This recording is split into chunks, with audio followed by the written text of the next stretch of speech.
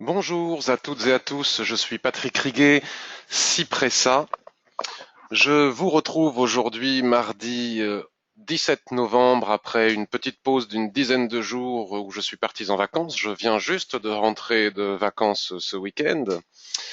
Et donc je reprends le trading doucement, très affecté comme tout le monde, hein, pas besoin d'en rajouter par les terribles et atroces événements qui se sont déroulés à Paris. Bon, nous avons tous été cueillis à froid. Moi, c'était à la descente de l'avion, tout guilleret de retour de vacances. Bon, voilà. Ça c'est dit, c'est horrible. Toutes mes condoléances et vraiment, je suis très affecté quand je pense aux familles des victimes.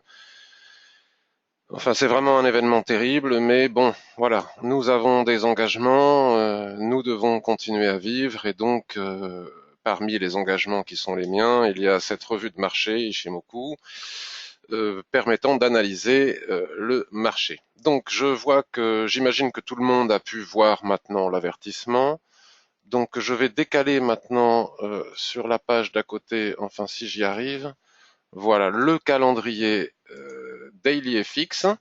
Hein, je suis bien sur le site de DailyFX. Sur le site de DailyFX, d'ailleurs, il est toujours important de le rappeler, si on clique tout à fait en haut, comme vous le voyez ici sur Forum, on peut accéder à la file Ishimoku et si vous souhaitez discuter des revues de marché, faire partager avec tous les membres de la file DailyFX qui s'intéressent à Ishimoku des analyses concernant l'Ishimoku, n'hésitez pas, c'est un lieu convivial où il est possible d'échanger.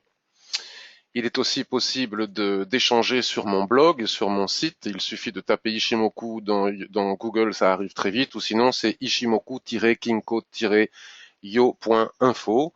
Donc il y a la partie blog où on partage avec les copains, vous voyez les commentaires, vous voyez à travers les commentaires il est possible de dialoguer, voilà, de parler un petit peu analyse technique, etc.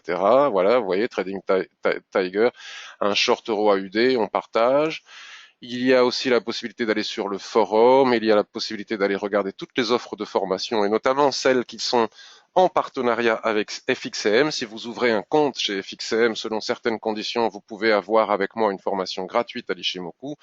Et puis, bien entendu, dans le menu horizontal, il y a toute une multitude de ressources gratuites qui permettent déjà de bien avancer avec Ishimoku sans pour autant d'obligation de payer. Ça, c'est que pour les gens qui veulent aller un petit peu plus loin et à un tarif tout à fait acceptable. Le calendrier, donc aujourd'hui, nous sommes mardi 17, disions-nous. Donc concernant le GBP, eh bien c'est derrière nous. On va aller voir ce que ça a fait au niveau des graphiques, hein, parce que moi, je ne traite pas les annonces économiques, je regarde quelles sont leurs influences, leur impact sur le graphique, c'est ça qui m'intéresse davantage. À 11 heures, nous avons des statistiques intéressantes et importantes. Là, actuellement, il est 11 heures. Vous voyez, au moment où je fais cette revue de marché, il est 11 heures, donc on va aller voir ce que ça donne sur l'économie allemande. Et puis à 14h30, nous avons des statistiques et des informations macroéconomiques importantes concernant les États-Unis. Donc il faudra en tenir compte. Je n'arrive plus, je reviens de vacances, comme je vous disais, donc je suis un petit peu déphasé. J'ai pas du tout, mais alors absolument pas regardé les graphiques pendant les 10 jours de vacances, hein, pour faire un break complet. Donc je ne sais plus si Wall Street ouvre avec le changement, le passage à l'heure d'hiver, s'ils ouvrent à 14h30 ou à 15h30, il faudra que je vérifie ou que je prenne le temps d'écouter ce que vous me dites à ce propos. Donc concernant l'euro USD, on va commencer très rapidement avec l'euro USD. Alors je dis vraiment rapidement parce que vous savez aussi que sur le site de DailyFX, sur la page d'accueil, tous les jours, quand je suis là j'étais pas là, donc évidemment il n'y en a pas eu, je propose la quotidienne Ishimoku exclusivement consacrée à l'analyse de l'euro USD. Donc nous avions dit les semaines précédant mon départ en vacances que nous avions ici un drapeau que nous imaginions être baissier, hein, un drapeau baissier. Donc cela a été confirmé par la cassure de ce drapeau. Ici et maintenant, bon, j'ai peut-être pas très bien tracé ma droite, mais vous verrez sur le papier la quotidienne Ishimoku. Il reste un petit peu d'espace jusqu'à ce que Shiku, là, qui est ici, tout à fait à gauche de mon écran, vienne rencontrer la borne basse de ce drapeau baissier. Et juste en dessous, nous avons un support horizontal au niveau des 1,06. Donc je pense que nous pourrions l'atteindre. Mais nous sommes aussi dans une claire situation de survente dans le sens où les prix sont très éloignés de la Tenkan. Vous savez que Tenkan a la particularité de coller au prix, donc si les prix s'en éloignent, c'est une situation de survente ou de surachat. Donc comme je l'écris sur le papier, attention, l'élastique est tendu et à tout moment, il pourrait proposer au prix de revenir comme tester la droite de tendance ou en tout cas la Tenkan qui se trouve par ici avant d'éventuellement replonger vers cet objectif, puis l'objectif suivant aux alentours des 1,05. Après, on verra bien. Donc de toute manière, je ne vais pas plus loin sur l'euro USD puisque j'ai déjà écrit la quotidienne Ishimoku que vous retrouverez sur le site, sur la page d'accueil de DailyFX dans quelques instants ou un peu plus tard. À mon avis, elle est peut-être déjà publiée. GBP USD, donc nous avons eu des statistiques à 10h30. Là, je suis sur un graphique H4. Donc, je découvre ce graphique, ne l'ayant pas vu depuis plus d'une dizaine de jours.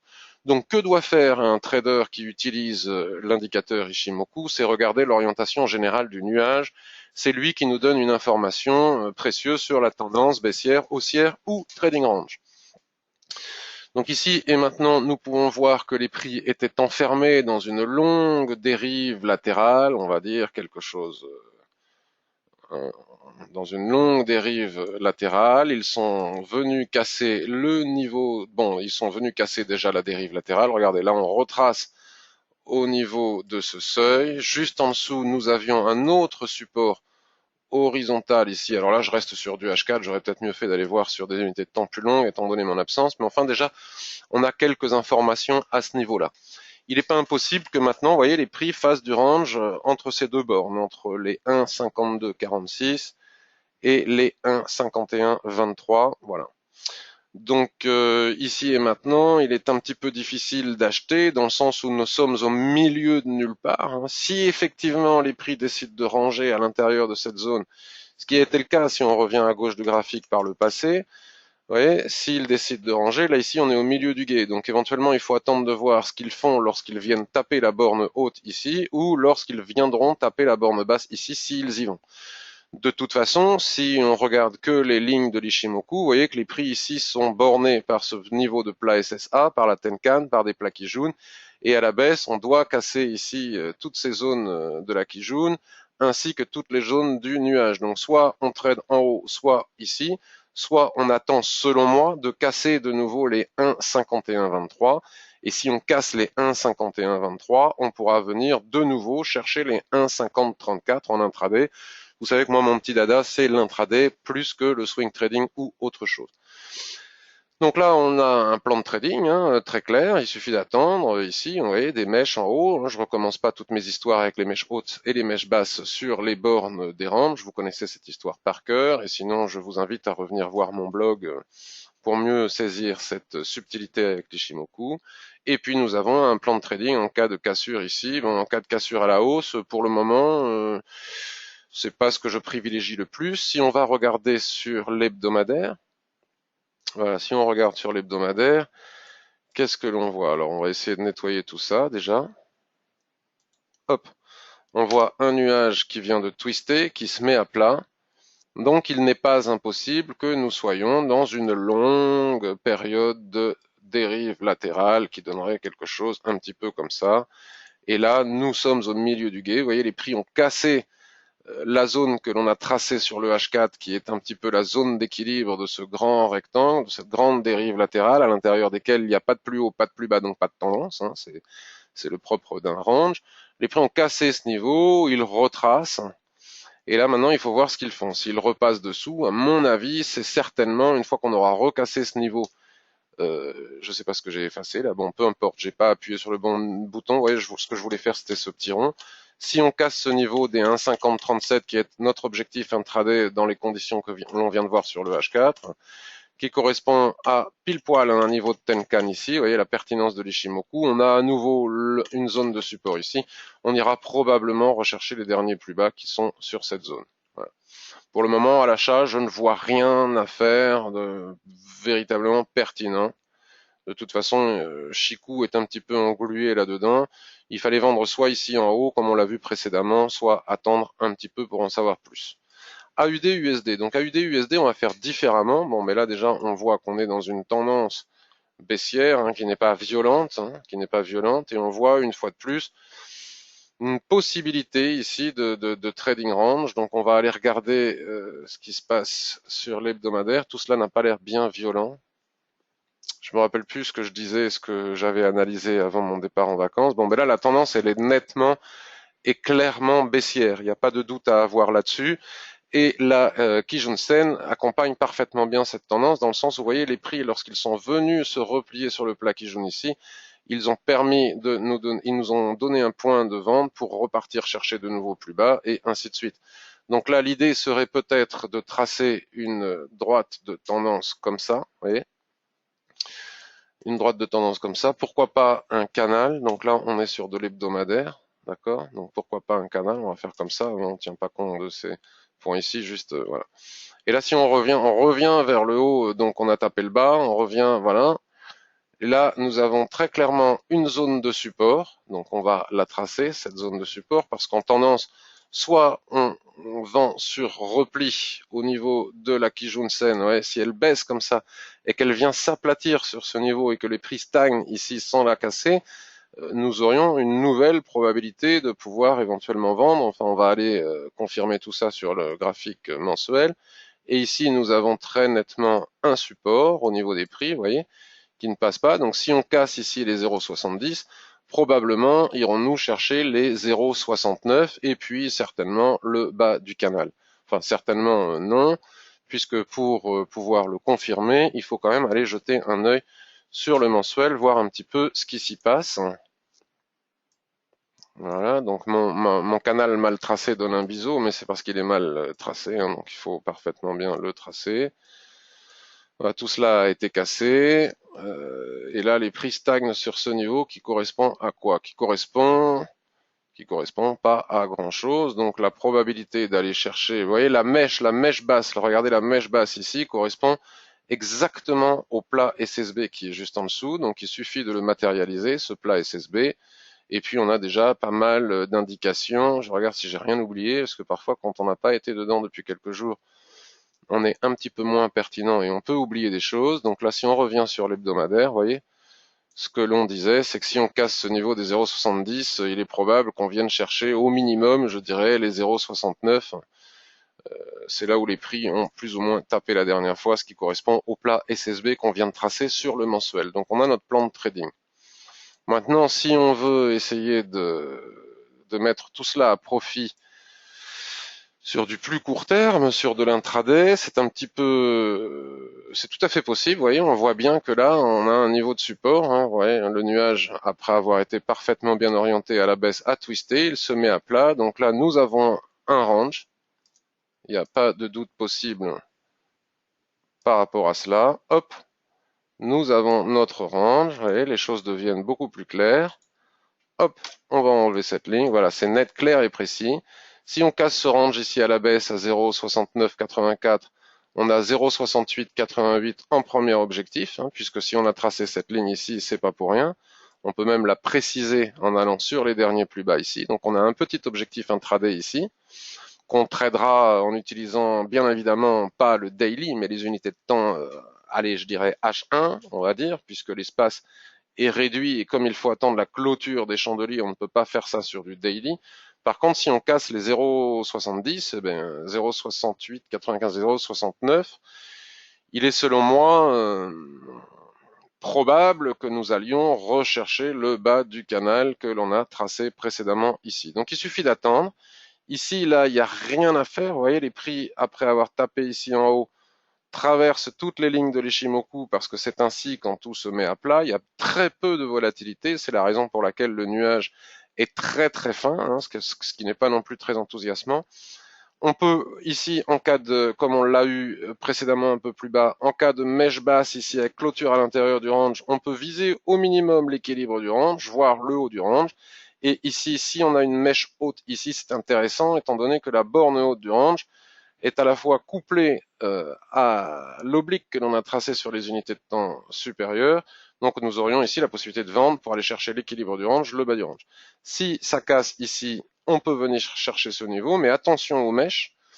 Et encore plus intéressant, enfin pas plus intéressant, mais plus sécurisant en plus du range, Hein, ce petit niveau n'est pas évident à trader, mais ici, si on casse, par contre, là, en daily, on attend un pullback et on peut venir chercher le bas du canal qui est ici, selon moi. NZD-USD, ben NZD-USD, ça je l'ai tracé hier, hein, j'ai pas beaucoup regardé les graphiques hier, mais j'en ai regardé quelques-uns. C'est exactement le même type de configuration. Nous avions un nuage très baissier qui nous indiquait que la tendance était parfaitement baissière. Il a twisté ce nuage, il se met à plat, vous voyez.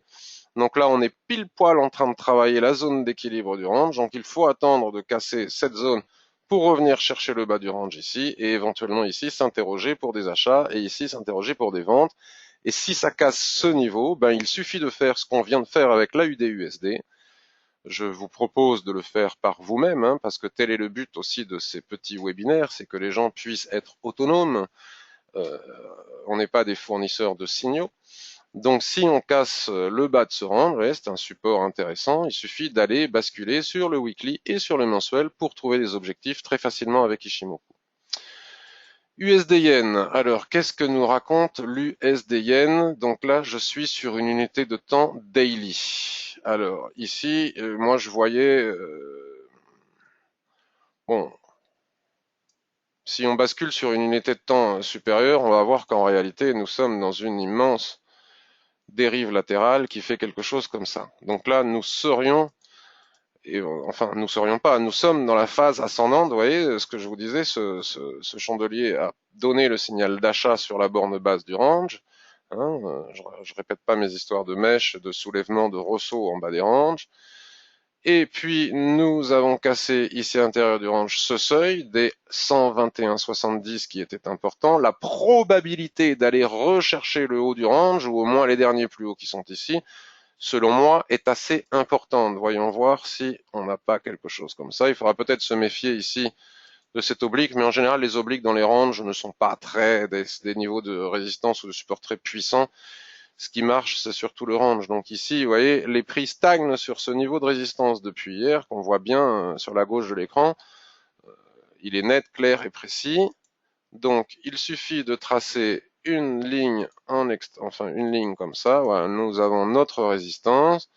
Par prudence, on peut aussi tenir compte des mèches. Et si on casse ce niveau, on a comme premier objectif, selon moi, les 124,39, on va dire, les 124,40. Donc, il y a quand même une centaine de pips à prendre ici en intraday. Puis ensuite, si les 124,40 cassent au niveau des prix et au niveau de la Chikou-Span, on retournera très probablement chercher les 125, puis voir les 125,72. Voilà. Mais là, ici et maintenant, il faut casser ce niveau. Donc si on vérifie un petit peu ce qui se passe sur Weekly, pour ne pas dire de bêtises, bon ben vous voyez, c'est quand même clair, net et précis. Hein. Tout cela reste et demeure tout à fait haussier. Donc là on a un mât, et si on a un drapeau, voilà, on passe par le haut, etc. Et sur le mensuel, ben écoutez, c'est clair, net et précis aussi. Il est intéressant de voir que le haut du range que l'on a tracé sur daily, ce sont des mèches sur le weekly, et que sur le weekly, le plus haut se trouve au niveau de la clôture des chandeliers à 124. Et 124 est un niveau important. Je dis, moi, qu'on peut venir au moins chercher les 124,45. Vous voyez ce plat SSB ici. Attention sur USD Yen depuis de longs mois maintenant, voire des années. Les plats SSB jouent tous, absolument tous, au pips près. Non, vous regarderez au PIB près, des zones de résistance, en tout cas des objectifs à atteindre extrêmement intéressants. Donc, vous voyez, on casse un niveau, on revient s'appuyer sur ce long et plat SSB. À mon avis, si on franchit les 123,20, vous voyez, c'est net, hein, on ira de nouveau rechercher les 124,53, puis le plat qui jaune qui est ici, 124, 125,36. Comme on peut le constater, c'est au PIB près, là où se sont arrêtées les dernières mèches. Donc tout cela est d'une précision chirurgicale et relativement facile à trader, si on sait utiliser l'Ishimoku, bien évidemment. On va jeter un œil rapidement sur le GBP Yen. Alors le GBP Yen en H4, je le découvre en même temps que vous. Vous voyez, il fait des paliers, on fait un range, on casse, on fait un range, on casse. Et tout cela nous donne une tendance haussière. Ouais. Tout cela nous donne une tendance haussière. Et actuellement, nous sommes sur une zone de résistance. Donc cela est très facile à trader et à utiliser. Si on regarde un petit peu ce qui se passe à gauche de l'écran, on voit très bien qu'en intraday, la cassure des 187,50, engendre probablement 187,80. Donc ça, c'est quelque chose que l'on peut faire, par exemple, sur des unités de temps très courtes. Puis la cassure des 187,80 engendre le petit plat SSB suivant à 188 et très probablement on finira à 189 et des poussières au niveau de ce plat SSB qui est ici. Maintenant, si on regarde sur mensuel à nouveau pour avoir une vue un petit peu plus, vous voyez, c'est quand même intéressant de voir que nous sommes sortis de ce long et plat SSB. On a mis des mois et des mois et des mois à en sortir, donc on en est sorti, on a retracé. Et là, maintenant, regardez, comme la tendance est parfaitement bien soutenue, là, comme par la Tenkan, est en train, nous sommes en train de la refranchir, mais nous ne sommes que le 17, donc il faut attendre la clôture. Et si on franchit ce seuil, le seuil suivant est carrément à 193, ce qui correspond à ce petit angle ici de SSB aligné à ce plat SSB ici. Mais ça ne m'étonnerait pas, comme nous le verrons prochainement lorsqu'on fera des prévisions pour l'année prochaine, ça m'étonnerait pas qu'en 2010, on vienne chercher les plats SSB suivants à 210, en 2010, n'importe quoi, en 2016, 215, 50, et puis 220, c'est-à-dire tous les plats SSB ici sont des niveaux qui peuvent être atteints par les prix et d'une précision chirurgicale, et cela dure depuis des mois et des mois sur les paires en yens. Les plats SSB en mensuel donnent des objectifs absolument précis. Donc on va pas faire les autres paires en yens puisque c'est la même chose. USD-CAD. Alors USD-CAD, j'y tiens parce que si vous regardez cette vidéo sur la playlist de DailyFX, de la chaîne YouTube de DailyFX, le point de marché Ishimoku avec Patrick Riguet, dans les playlists sur la chaîne YouTube de DailyFX, vous trouverez mes revues de marché précédentes. Et dans mes revues de marché précédentes, bien avant mon départ en vacances, je montrais comment est-ce que je prépare des plans de trading. Et parfois, une fois que j'ai préparé mon plan de trading, je peux attendre une semaine, 2 jours, comme je peux attendre plusieurs mois, voire plusieurs semaines avant qu'ils se déclenchent. Peut-être qu'ils ne se déclencheront jamais. Mais en tout cas, je ne les oublie pas. Donc je vous invite à regarder la vidéo précédente parce que je n'ai pas oublié mon plan de trading en cas de cassure des 1,35. Donc pour mieux le comprendre, il suffit de nouveau de retourner ici sur le mensuel, puisque la dernière fois que j'avais fait une analyse, c'était en fin de mois, il me semble, donc on avait beaucoup utilisé le mensuel. Et si vous allez voir le mensuel, vous comprendrez aisément pourquoi il est si difficile de casser la zone actuelle des 1,33-22. Regardez cet alignement de plat. Regardez, on est sur une zone majeure. Et au-dessus des 1,35, je vous laisse regarder la vidéo précédente où vous comprendrez tout de suite par vous-même. Au-dessus des 1,35, nous avons un objectif aux alentours des 1,37. Donc je n'ai pas oublié mon plan de trading. Ici et maintenant, je n'entre pas en position puisque nous sommes totalement sous résistance. Même si cela demeure très haussier, il ne faut pas oublier qu'on est quand même un petit peu loin de la Tenkan dans une zone de surachat et que la Kijun, qui représente 50% de retracement, reste très éloignée des prix. Attention à l'effet élastique. Nous aurions aussi une autre possibilité d'achat si nous revenions chercher des zones par ici. Vous voyez, au niveau du plat SSB, il faudra regarder. Pour le moment, on a une accélération haussière. Donc un repli aussi des prix au niveau de la Kijun serait intéressant, ou la cassure des 1,35 pour le moment, sans moi. Donc on va regarder aussi le DAX, parce que le DAX, alors je n'ai pas pour habitude de montrer mes trades, mais bon voilà, ici il est à l'écran, donc et puis je l'ai annoncé hier à la fois sur Twitter en clôture hier soir et à la fois sur mon blog, parce que vous savez que sur mon blog j'annonce mes prises de position en temps réel et non pas après coup, ce serait trop facile. J'ai un journal de trading transparent aussi, je dis quand j'entre en position et donc en clôture je suis rentré un peu avant en utilisant les unités de temps inférieures. Suite à ce magnifique rebond là, regardez cette mèche. Quand on se demande si Ishimoku est précis, bon ben là on en a une nouvelle démonstration, en plus des paires en yens comme on vient de le voir. On vient de le voir, regardez.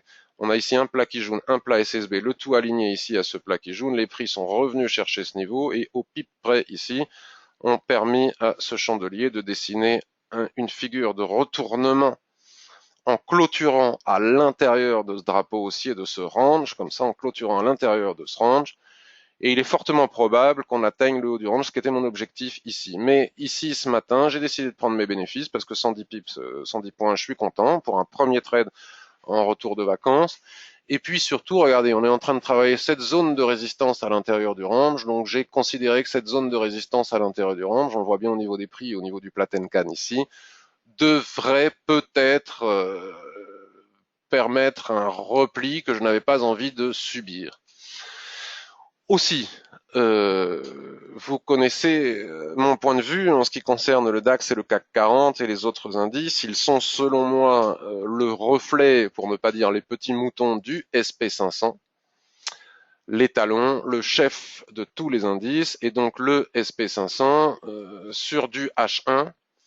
Nous avons ici au niveau des 2068,5 un plat SSB qui est ici et on voit bien que ce plat SSB, si on trace une droite en extension, regardez, à ce niveau-là, vous voyez, puis un peu plus à gauche de l'écran, on voit bien que c'est une résistance importante en H1. Donc si on venait à franchir ce niveau, on aurait un peu d'espace pour aller chercher cette trend, hein, vous voyez, ce qui est ici, hein, dans une tendance baissière, sur le H1 en tout cas. Donc tant que le SP500 a de la place pour progresser jusqu'à ce niveau de résistance où il est probable qu'on aille chercher ce niveau de résistance, déjà il faut casser le précédent ici au niveau du plaquis jaune qui est ici. Donc si on casse ce premier niveau, puis on arrive sur ce second niveau, tant que le SP a de la marge pour progresser vers ces niveaux, il est probable que le DAX accélère lui aussi jusqu'en haut de son range. Par contre, si le SP500 stagne, comme vous pouvez le constater, il n'y a pas besoin d'aller chercher, de regarder des graphiques H1. Là, je suis à nouveau sur le DAX en daily. Comme vous pouvez le constater, si le SP500 stagne, le DAX ne va pas plus loin. Donc, comme j'ai eu peur du retracement, je suis sorti. Mais en tout cas, nous avions ici un superbe signal d'achat. Et je vois sur les réseaux sociaux des gens qui parlent de niveau de vente sur ces niveaux. Pourquoi pas, mais je n'ai pas, je me trompe très très très souvent, mais au niveau des probabilités, moi je trouve pas qu'il soit très probable qu'il y ait des signaux de vente. Enfin, il ne me semble pas extrêmement pertinent, mais peut-être que je me trompe. Hein. Je pense qu'il est préférable d'attendre des replis. Vous voyez, si on passe sur le H1, il est bon ça, on l'a vu, on va l'enlever. Hein, on n'est pas là pour voilà. Il est préférable d'attendre, selon moi, des replis, vous voyez. On est sur des zones de résistance à l'intérieur de ce range. Bon, ici, quelle heure il est 11h26, peut-être qu'on est en train de faire dessiner une structure qui cale. Mais j'aurais plutôt tendance à ne pas vendre le DAX, moi, et attendre des replis pour continuer à le payer. Mais bon, après, tout va dépendre du SP500, le maître étalon. Alors le SP500, si on le regarde sur des unités de temps plus importantes, qu'est-ce qu'il nous raconte? Bon, la tendance demeure absolument haussière, donc là nous avons, vous voyez, elle est magique, elle est parfaite, elle est exceptionnelle. Quoi qu'on en dise, c'est injuste, c'est pas juste, c'est ceci, c'est cela, nanani, nanana, va y avoir un crack, bon en attendant c'est haussier. Donc effectivement ça stagne quand même depuis de très nombreux mois maintenant, hein, depuis pratiquement un an, puisque là on était au 10 janvier 2015, là où j'ai ma souris actuellement. Et là, on fait du range, vous voyez, donc il est fortement probable que, bon là, on en avait parlé, hein, de cette zone, on fait du range. Bon là, on a eu un chandelier baissier, je ne sais pas ce qui s'est passé, c'était pendant la semaine où je n'étais pas là.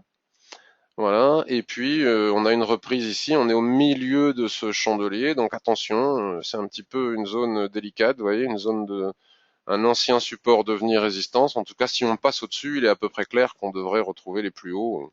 Voilà. En tout cas, vendre ici tout de suite et maintenant, c'est un petit peu prématuré, même si effectivement, cette zone sur laquelle on se trouve pourrait renvoyer les prix vers le bas. Voilà, c'est à voir. En tout cas, à court terme, ce n'est pas vendeur selon moi tout de suite. En tout cas, il faut faire attention.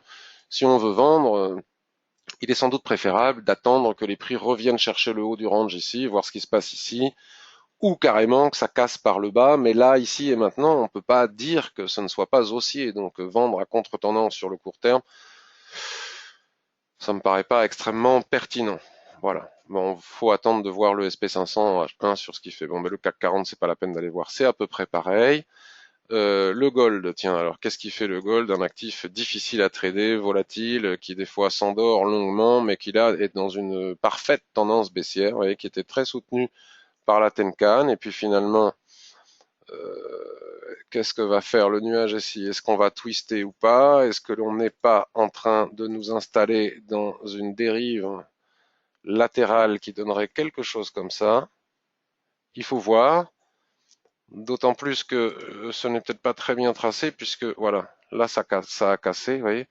Et là, on va essayer d'aller voir ce qui se passe sur le H1. H1. Ouais, on va essayer d'affiner un petit peu les niveaux.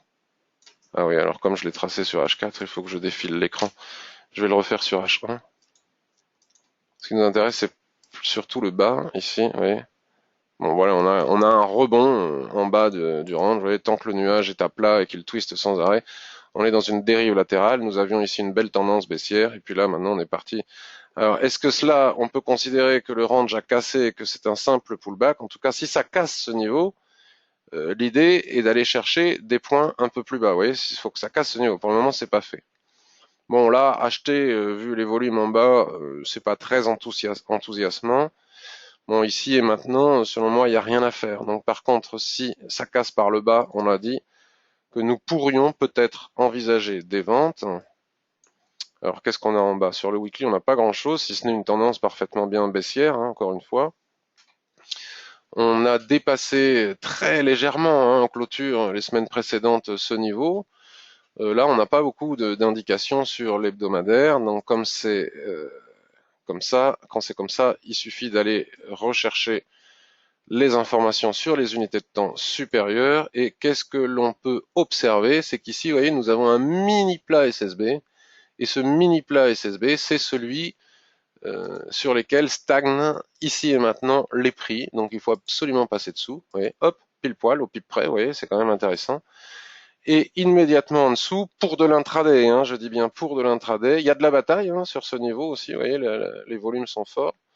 Il y a de la bataille sur ce niveau, donc tout de suite à gauche, ici, nous avons un plat Tenkan aligné à un plat SSA, donc on va en tenir compte, et voilà, regardez, si je zoome, c'est exactement le niveau de la mèche ici du mois de juillet 2015, et si ce niveau cède, on a en intraday d'autres niveaux ici, puis surtout un niveau principal, voilà, un niveau principal ici aux alentours des 996. Bon, déjà, on va dire 1000, parce que symboliquement, 1000, c'est pas rien. Déjà, voilà. Ouais. Ça fait un moment qu'on envisage cet objectif, on y va tout doucement. Donc maintenant qu'on a tracé ces objectifs sur le mensuel, on regarde un petit peu ce que ça donne sur l'hebdomadaire, et on a des niveaux intéressants. Bon, mais là, les prix sont ici, donc il faut venir là. Et si on rebascule à nouveau sur H4, on va quand même jeter un œil sur le daily, voir si on n'a rien oublié. Vous voyez, on est vraiment sur une zone de support, hein. Les prix font des mèches à ce niveau-là. Voilà, ici, on casse ce niveau, c'est quand même important. On l'a jamais cassé hein, en daily depuis... et là, on est au 31 juillet 2015. Là, ici, c'est le 20 juillet 2015. Ce niveau, et là, on fait des mèches, tout ça, vous voyez, ça ne casse pas. En même temps, on est très éloigné de la Kijun, donc l'élastique est très tendu aussi. Mais enfin, si ce niveau casse en clôture journalière, il est, selon moi, probable qu'on aille chercher le niveau 1067, qui est le niveau suivant. Maintenant, si on revient sur le H4, voilà, pour le moment, nous sommes dans ce range, hein, c'est très clair, hein, il n'y a pas de doute à ce sujet. Et donc, si nous venions à casser, alors attention, si on le fait en H4, la difficulté, c'est la mèche. Il faut que ça soit confirmé en daily. Si ce n'est pas confirmé en daily, notre signal de vente se transforme en signal d'achat. Donc, il faut quand même faire très attention. Toute la difficulté de trader le gold, si on casse ce niveau, on a les niveaux suivants. Vous voyez, on a notre plan de trading établi sur les unités de temps supérieures. Bon, je vais m'arrêter là pour aujourd'hui. C'était une revue de marché courte. Je vous invite aussi à regarder le papier La quotidienne Ishimoku Euro-USD qui doit être publié à l'heure à laquelle je parle ou qui va bientôt l'être sur la page d'accueil de DailyFX. Vous êtes les bienvenus sur le blog pour échanger. Touche F5 pour rafraîchir et voir les nouveaux messages. Pour pouvoir écrire des messages, il faut s'inscrire. Tout cela est gratuit. Je vous souhaite une excellente journée et je vous dis à très très vite.